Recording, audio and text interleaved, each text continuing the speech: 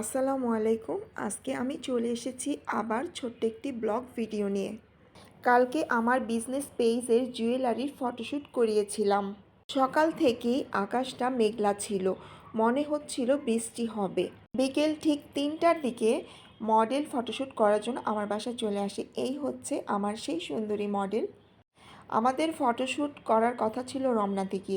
আমরা যখনই রমনার উদ্দেশ্যে বের হব তখনই এমন বৃষ্টি শুরু হয়েছে, ঝমঝম করে বৃষ্টি, অনেক জোরে বৃষ্টি নেমেছে।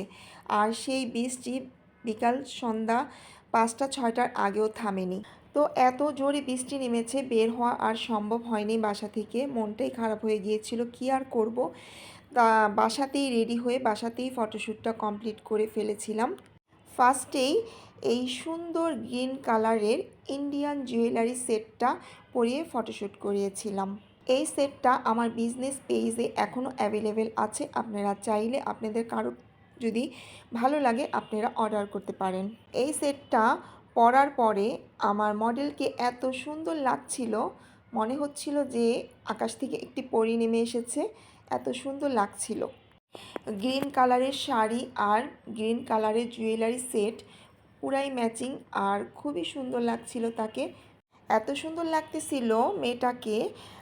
এই ছবিগুলো যদি, এই ভিডিওগুলো যদি রমনাতে গিয়ে করতে পারতাম তাহলে আমার ছবিগুলো আরও অনেক অনেক সুন্দর আসতো।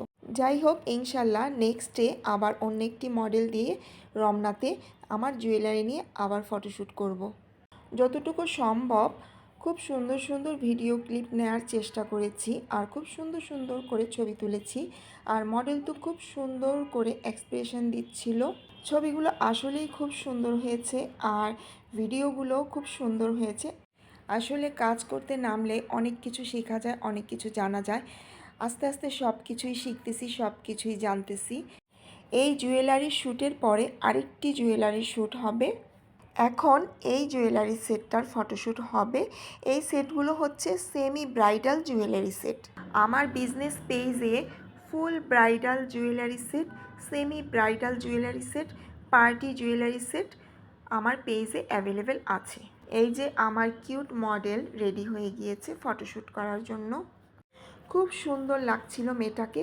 হালকা লাইট পিঙ্ক কালারের শাড়ির সাথে লাইট পিঙ্ক কালারের জুয়েলারি সেটটা পরার পরে তাকে তো পুরাই রানীর মতো লাগছিল। আমরা রুমের ভিতরে কিছু ফটোশ্যুট করার পরে আমরা চলে যাই ছাদের উপরে ফটোশ্যুট করার জন্য। তখনও কিন্তু ছাদে ঝিরিঝিরি বৃষ্টি পড়ছিল। এই ঝিরিঝিরি বৃষ্টির ভিতরেই আমরা ফটোশ্যুট কমপ্লিট করে নিলাম। কি আর করার, ফটোশ্যুট তো করতেই হবে। কিন্তু আবহাওয়াটা কিন্তু খুব সুন্দর ছিল।